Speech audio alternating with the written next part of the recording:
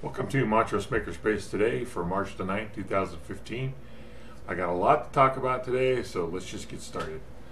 I got back from Albuquerque on Saturday, and I took the evening off on Friday, and I didn't record what happened on Friday at the Makerspace, but a lot happened there. Kern gave me an update, and let me read a couple things that came out of it.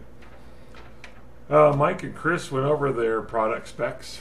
Chris is a developer that came down with a physical device. I'm not going to tell you what it is, but he wants to actually go into production with that product. It's quite large, and he's working with Mike there to figure out how to manufacture that at the Makerspace. That's product number one. Burp. Then Chris had met with Kern, and they talked about business development and funding options for Chris to go into production with his product. I know that in previous conversations he's talked to us about if he gets a large order, he's going to want to make about 1,000 of these things, and that's great. Ken and his son, Ken is the quality engineer at Ross Reels. He came in and they both want to become members.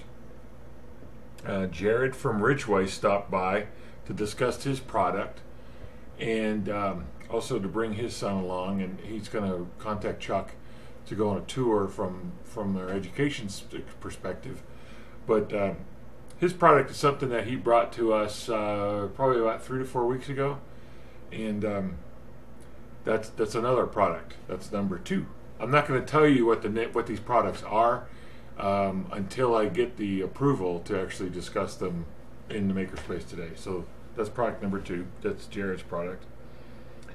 And Kern's didn't write the lady's name down, but a lady came in. She wants some job shop work. She has what Kern wrote was an awesome birdhouse, and she needs to get it routed. So from a job shop perspective, that's product number 3. Okay. That was on Friday. Kern did sit in the office and work on Makerspace stuff all day. He said that 3 people came in wanting tours, just walk-ins off the street. So, and whenever I'm over there, I get a lot of those people too. So, you know, the word is out and people are stopping in, and that's great. That's great. So, starting on Monday morning, Ross from Houck Engineering called Melanie over at Welcome Home Montrose, and he said, I'm ready to hire a vet. They discussed it a little bit, and what Ross wants to do is have a vet go through this training program that was offered by Rocky Mountain Human Services last week from Lydia. Remember, Lydia came down and she talked about a program. She brought, she's the person in Grand Junction. She brought the director over from Colorado Springs for the region, and they saw what we're trying to do, and they offered a program that synchronizes with us in the fact that they're going to offer to pay a vet minimum wage for 20 to 30 weeks to get trained up and get job skills to get a position somewhere with the job skills that they get at the Makerspace. So Ross said he's ready to go with that program, and let's get somebody in here and get them started. And what Ross's goal is at the end of that, if the person comes in and makes significant progress, then Ross at Houck Engineering will end up hiring him as an apprentice, him or her. That was that about 8:15 this morning. I was looking at the paper, Sunday's paper this morning, and got the focus section here from March 8th, the Montrose Daily Press.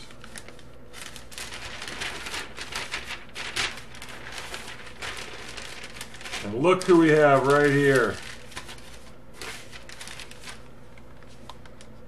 That's right. Virgil Turner receives the Manager's Excellence in Service Award. Congratulations, Virgil. We know Virgil well because he was the first person he and Vince from Region 10 that came over and toured the Makerspace. And Virgil's been one of our biggest supporters, and we want to congratulate Virgil on his recent award. At 9:30, Charlie, Scott, Kern, and I had a conference call for about a half an hour. Charlie is currently in Hawaii, and Scott lives over in Boulder. Kern is our business developer, and I live here in Montrose. And we discussed half an hour on the vision for Charlie's product that we've all been discussing for about 2.5 months now, and how to get that actually going. And we made some kind of key decisions this morning. That product is ultimately destined to I can't really say. I can say that that's in the solar industry. It takes advantage of all of our collective solar industry experience. It's a product that's ideally suited. It doesn't exist quite in its form, and if it takes off, it's really going to, have some impact on power production. That's product number 4.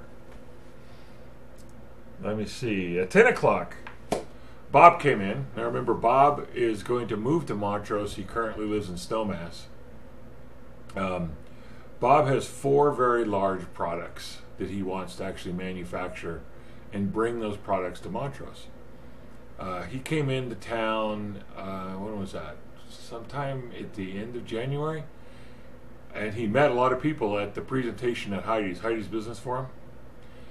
When the Makerspace gave their presentation, Bob was there, and he met a lot of people at the city, and he's really very impressed with the positive attitude that Montrose has towards economic development. So anyway, he came in this morning. We talked with Bill and Ross and Kern, and Bob discussed the first of the 4 products that Bob wants to manufacture. It's a very I know I can't really talk about this one, but I will say that it's small enough that we can actually manufacture the prototype, and Bob can go out and seek funding for that. He has an avenue for distribution now, and he'll probably be able to get funding, but he needs a prototype. And so Bill is so busy that he kind of had to excuse himself from the meeting, and Ross and Bob sat and conversed back and forth about various materials to use, different approaches to doing fabrication, and those types of things. And so we got to the end of that, and it became obvious that we need somebody else. So remember last week I talked about Dwight getting laid off from his position at a company here in Montrose. Dwight's perfect for that, to come in and help some of the entrepreneurs or the makers actually take their ideas and make products out of them. So I'm going to connect Dwight, who is recently unemployed, with Bob, who needs talent, and those two are going to be able to actually come in and use the Makerspace, because Ross is very familiar with Dwight's experience, and they're going to be ready to go to manufacture Bob's prototypes. And then Bob left there and went over to Rekla Metals and talked to the people over there about their plasma cutter, as well as potentially supplying some of the materials for his prototype. So we'll get back to Bob in a minute. That was from 10 to 11. So that's product number 5.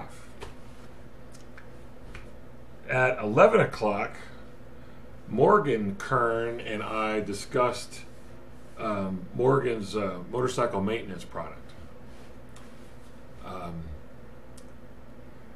We've talked about that before in the Makerspace today. It's a product that we know the market exists for that. And we talked about market timing if we were to do a Kickstarter and how it's kind of critical that we get it in the summer motorcycle riding season. So our goal is to develop the prototype and also the develop the marketing strategy and the product offering itself, and develop the video for the Kickstarter, and try to get all that done by May 15th. And that will give us May to June 15th for the Kickstarter, the 30 days. And then the clock starts, if that's funded, the clock starts on around June 15th, and we'll have about 6-month time window to actually make the first production run of this motorcycle maintenance product. So we have pretty aggressive goals there. Now, I did mention last week that I received the TI Bluetooth low energy chipset, the one that was announced on Wednesday. I did receive it's called a sensor tag. I have that now, and that's going to be part of the prototyping process for this motorcycle maintenance product. So that's product number 6. Yeah. Kern and I dashed out of there because we had 10 minutes before Kern had a conference call, so we buzzed up the Subwitches. And we got our sandwich, and then Kern went on a conference call and did some planning for a conference he's going to this week in San Jose. Kern's going out to the Open Conference, which is it's a conference to discuss open source software in large IT infrastructures. So he's out there this week working for as a consultant for an international consortium, and they are attending this conference to speak to very specific people out there. So they talked about what they were going to try to accomplish there. So he spent the second half of our lunch just on a conference call there at Subwitches. We dashed up to Alpine Bank and deposited the MOU check from the city. Thank you very much, City of Montrose, for supporting the Makerspace. We cannot have done it without you. That's all I can say from an appreciation standpoint. City of Montrose is our #1 supporter, and so we deposited a check at Alpine Bank for that. Then we dashed back to the Makerspace, and we had a planning meeting. So our goal now, and has been for quite some time, is let's get the doors open. So Susan and Kern and I, later Annie joined us, and we started talking about what needs to really happen. Well, we continued talking about it. We've been talking about this for a while. Of all the things we want to do and try to accomplish long term, what do we need to do to get the doors open? So there's 3 main areas, and the areas are the facility safety. How do we make the facility safe? What's involved in that? Cleaning up all the extra materials, organizing things, reordering the machines, having division areas. Do we need ropes? Where do we put the safety glasses? How do we incorporate the eye wash station? All those things. There's a lot of items dealing with facility safety. That's one area. The next area is the curriculum development for the basic operation and safety classes. If you go on the website right now, under the education tab, there's 6 classes we'd like to offer first. First one is I-100, which is the introduction to the Makerspace. That's where we're going to cover shop safety, liability issues, commitments by the makers, the members themselves, how to use all the hand tools, how to use some of the woodworking tools, things like that. That's a mandatory class just to get you onto the machine floor. That's a free class, okay? And I'd like to get to the point where we teach that once a week, so new members can come in and be able to start fabricating by that weekend if they sign up during the beginning of the week. So that's the second area. First area, facility safety. Second area is the basic operation of safety for those 6 classes. And the last area is volunteer organization. So the Makerspace is a nonprofit organization, and we actually don't have any money right now. So how do we open the doors and keep them open? Well, we're going to have to have volunteers man the facility and be kind of docents, where they monitor people's progress, they check them in when they come in, they check their membership, they check which machines they're actually been trained on, and they kind of monitor things from a high level perspective and keep an eye out for safety issues and that type of thing. They're not there as consultants for fabrication. That's not their role. They're there really to keep an eye on the facility and to keep an eye on the makers and keep them safe. So we have the volunteer.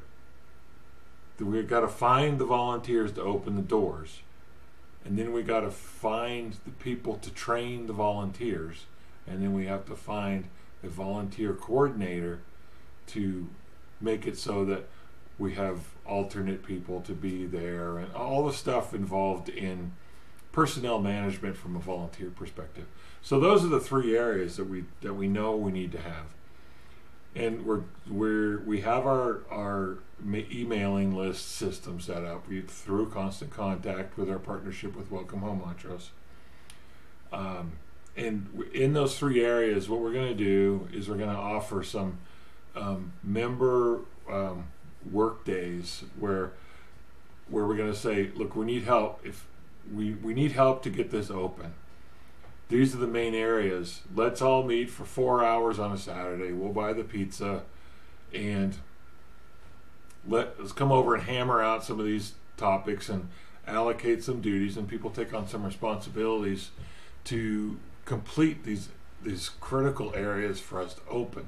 So we think we're going to do 2 or 3 of these work days, and we'll be able to hammer out a lot of this these unresolved issues, because we've been working on pure volunteer hours, and we're probably over 1,000 hours so far. So it's in order for us to open the doors in any kind of time frame, we need to have more manpower to actually finish these items, and then we're going to be open.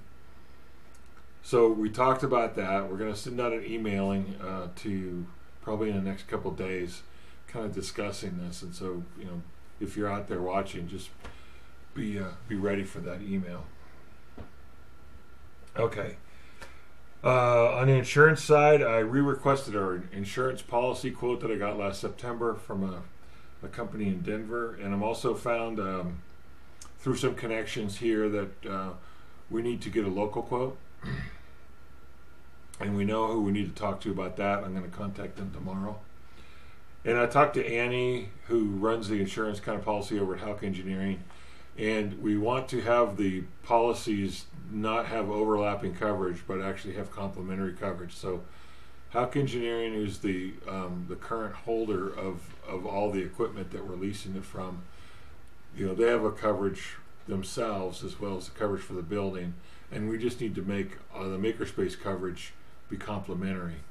So Annie's been kind of working on that, and what I'm going to do is get our local person over to the Makerspace and have he and Annie work together to come up with the best policy for the Makerspace.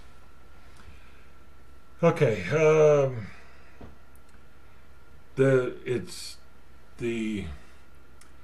remember the city is going to do some networking over there in our facility. Until that time, we need to get a printer going. So I have a printer over there now, and it's a thing that I've bought at a garage sale quite some time ago. Works great. It's an old HP LaserJet 5. So I went to print on it today, and it turns out that whoever set up the Wi-Fi network over at Houck Engineering, the guest Wi-Fi network is isolated from Houck Engineering's proprietary network, which it should be, but I can't print to it. So I traced some wires between the 2 buildings, and I know where our Ethernet cables now go, and so I got to take over some other stuff to get that printer on the network so we can print to it. So I worked on that for about, I don't know, 15, 20 minutes. Then Bob came back. Remember, Bob is the guy who has the Ford products, and it's from Snowmass. And Bob has written a lot of procedures, safety procedures, training procedures, that type of thing. And we talked a lot about that aspect and what he could kind of contribute on that front. So he wants to help us on that end of the formalization of a lot of the procedures that we're going to want to have there, because that's what he has done in the past when he was working at Palma up in Grand Junction.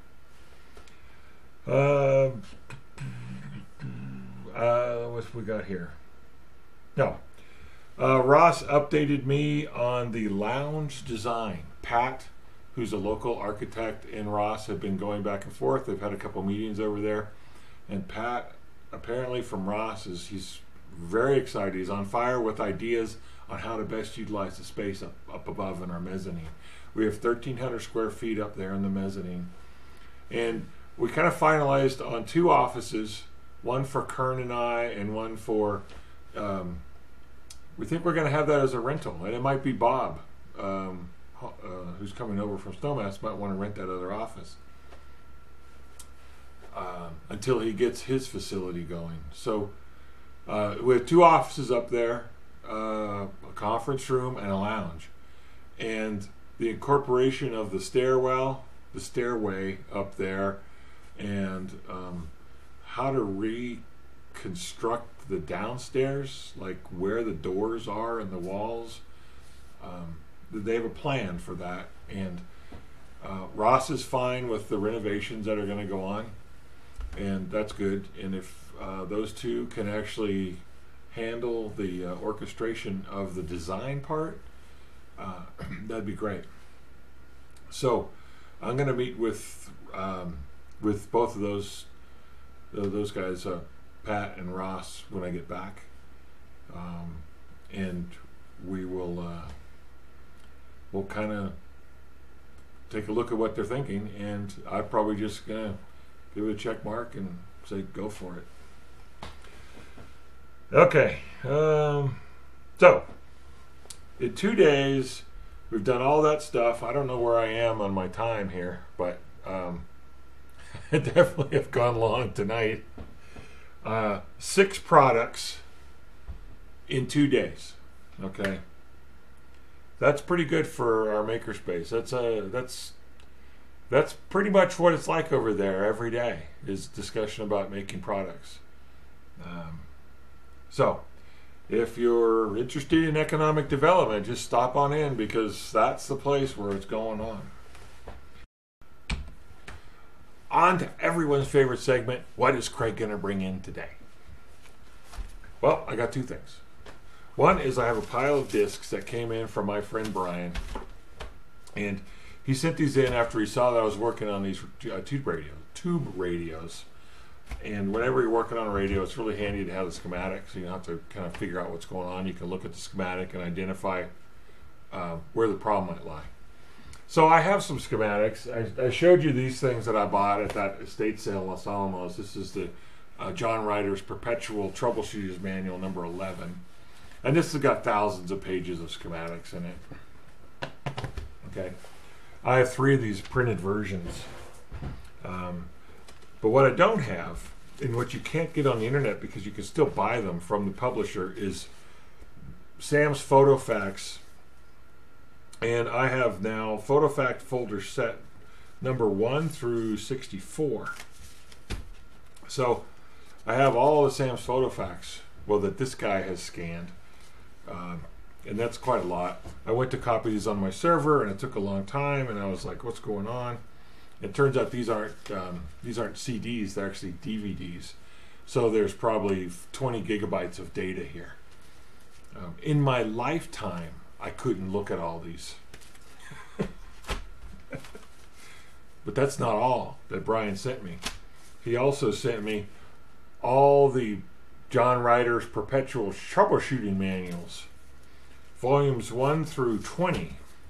So that big printed version down there, I actually have that on DVD as well. And another company that was doing the same type of thing during radio's heyday was Beatmans. So I have all the Beatmans years 1926 to 1969. And finally I have RCA receiving tube manuals. So I have a printed version of the RCA manual. This is RC22 from 1963. And a lot of people say that this is probably the best one to get at the time. So I've been learning a lot about, these tube data sheets in here, as well as a lot of sections up in front about tube circuit theory from a technician standpoint, which is good to learn. So I got all those going. So if you need a radio schematic, I have you covered. And in my lifetime, I'll never look at all these. So, but I admit I put one of these PDF files on my tablet, and when I'm watching TV, I'll be thumbing through vintage schematics, learning about how pentodes and triodes and diodes and coils and transformers and all that stuff was wired together. And it's interesting to see how the circuits evolved into the 50s when everyone needed to have a radio, and the schematics were definitely simplified to cut down on the production cost. So that's the number one. Number two is I got this box. So I've been doing some development work for TI, Texas Instruments. They have a development environment called Energia, which is a clone of the Arduino development IDE, and well as the Arduino code library that's ported to TI microprocessors. And a gentleman named Robert has been working on this project, who's now employed by TI to do this Energia development. I've been helping Robert on certain processors, on the porting of the Energia environment to new processors that TI is involved in, and I've helped him with two of them. One of them was the connected 32-bit ARM, which had an Ethernet port in it, and then they have another one that has a Wi-Fi chipset in it. So I've been helping him with that port and getting all that to work right. So as a reward, I've been talking to one of the marketing managers down there, saying, hey, I need to get this new part that's come out, or it's going to come out. I need to get some of those evaluation kits so I can help Robert with that as well. So I can't show you what this part is, but I got two of these boxes in the mail. These are called launch pads. And this guy here is the whole industry on the embedded side is moving towards how low power can you get. This is like uber small on the power dissipation front. So I have those now. But in addition, the marketing manager threw in some bling. So let me show you what they actually sent me. I've gotten stuff like this before, but not in this volume. So I got a bag here. This is full of stuff. This is like stuff you'd get at a conference, but they shipped it to me. So in here, we have project boxes. I got Energia t-shirt. Spiral notebook. We got some pins in here. We have a wireless mouse. What's this thing? Headphones. USB charger. I thought I looked at all this stuff. Flashlight. That's in that box. That's what's in this one. That's in this little bag here. In addition to that, I got the rest of the stuff in this box. Now, a lot of this stuff I'm going to, let other people have. Other makers now. Got another pair of headphones. I got 3 t-shirts for Launchpad MSP 430 chips. I got another notebook that says TI on it.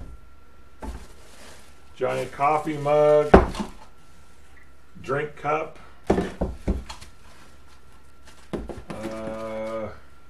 These are USB chargers. They look like the Apple chargers, the real small things. Got 2 of those. I got another little micro mouse. Now this is classy. They sent in 2 power bars. And yeah, so this giant box of Blink came and I opened it up. So I want to thank Mark over there at TI for sending this over. All this stuff will find a good home. If not here, I will make sure it gets to some deserving developers or budding developers, probably. So I have to go to Denver tomorrow. Tomorrow's Tuesday. I'll be back on Friday. I probably won't be doing Makerspace today for this week.